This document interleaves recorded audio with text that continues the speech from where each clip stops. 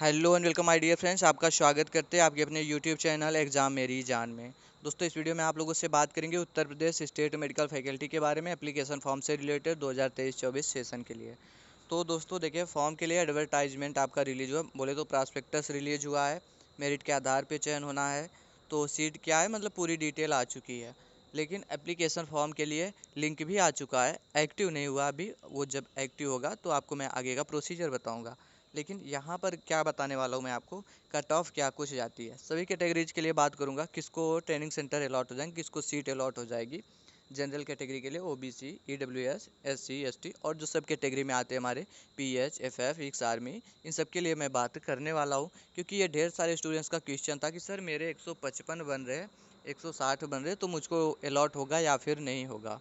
ठीक है, तो इसी टॉपिक पर डिस्कस करने वाला हूँ। तो चलिए फ्रेंड्स, वीडियो को हम स्टार्ट कर लेते हैं।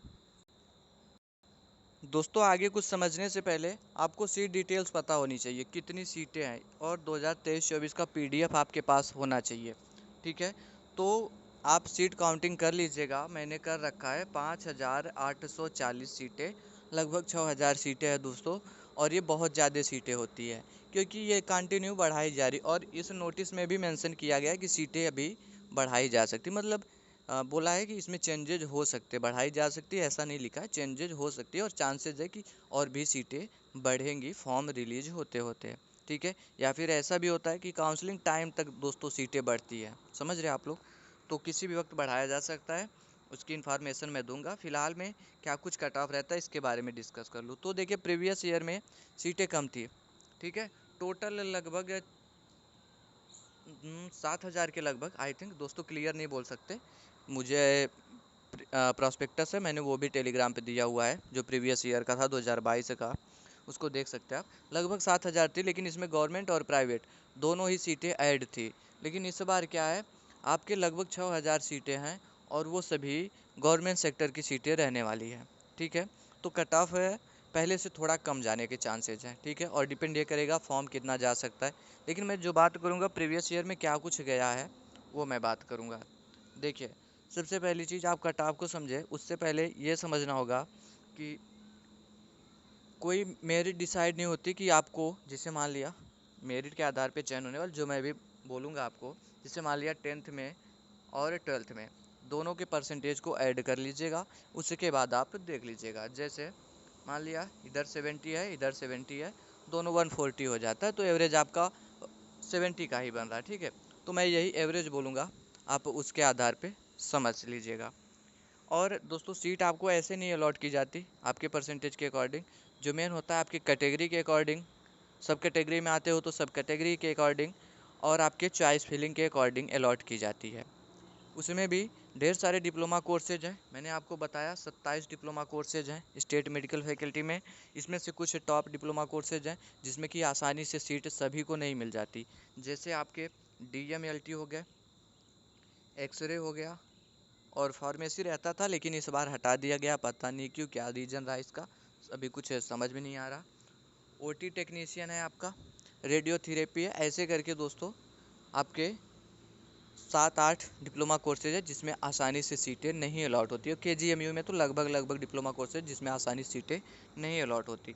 लेकिन आप चॉइस प्रेफरेंस अच्छा करोगे, अच्छे से करोगे तो ज़रूर से अलॉट हो जाएगा और मैं उस टाइम आपके पास रहूँगा। अभी आप सोचोगे मुझे बताना कट ऑफ पे है, मैं ये सब क्यों बता रहा हूँ। तो दोस्तों, ये सब इसलिए बता रहा हूँ जिससे बाद में आपको नहीं अलॉट हो तो आप मुझे नहीं बोलो आके। क्योंकि होगा क्या कि आप प्रेफरेंस नहीं सेलेक्ट करोगे तो आपको नहीं अलॉट होगा, समझ रहे आप लोग। नॉर्मली जो कट ऑफ जाता है मैं आपको वो बता देता हूँ, समझ लीजिए। जनरल कैंडिडेट की मैं बात कर लूँ, जिनके पास EWS नहीं होता है। ठीक है, तो दोस्तों देखिए, टॉप कोर्सेज आपको 80 प्लस एवरेज मेंटेन किया होगा तो ही मिलेंगे। लेकिन कोई भी आपको सीट अलॉट हो जाए तो इसके लिए कम ही कट ऑफ जाती है। वो आपको 77, 78 इतने का एवरेज मेंटेन किया आपने तो भी आपको अलॉट हो जाएगा। लेकिन मैं फिर से बोल रहा हूँ, टॉप कोर्सेज नहीं अलॉट होंगे इतने पे। आप सोचो जनरल हो, EWS नहीं है, तो 77 पे आपको DMLT अलॉट हो जाएगा, तो दोस्तों मुश्किल हो जाएगा, नहीं मिलेगा आपको, समझ रहे। तो और मैं बात कर लूँ, अगर EWS, जिनके पास EWS होता है उन लोगों को कितने तक अलॉट हो जाता है, तो देखिए जितना है जनरल का उससे 2 से 3% कम कर लीजिए। बोल सकते हैं आप 74 या 75 इतने पर भी अलॉट हो जाएगा। लेकिन दोस्तों इस बार नए ढेर सारे डिप्लोमा कोर्सेज हैं, वो इससे भी कम पे अलॉट हो जाएंगे। बोलो तो 72 71 इतने तक आपको अलॉट हो जाएगा। ओबीसी कैटेगरी की बात कर लूँ तो दोस्तों 69 टू 70 ये कट ऑफ आप लोगों के लिए रहने वाली है। लेकिन सभी कैटेगरीज के लिए वही बात रहेगी कि टॉप कोर्सेज आपको इस पर नहीं मिलने वाला, लेकिन इतने परसेंटेज होने पर आपको कोई ना कोई डिप्लोमा ज़रूर से मिल जाएगा, अगर प्रेफरेंस आपका सही होगा तो। और चॉइस लॉक करते समय मैं आपके साथ रहूँगा। ढेर सारे बच्चे मेडिकल कॉलेज में, आप भी जाएंगे वहाँ तक, लेकिन चॉइस फिलिंग करते टाइम गलती नहीं करेंगे तो ठीक है। ओबीसी की मैंने बात कर ली। एससी और एसटी कैटेगरी का सेपरेट से नहीं बात करूँगा, साथ में ही बात करूँगा, ठीक है।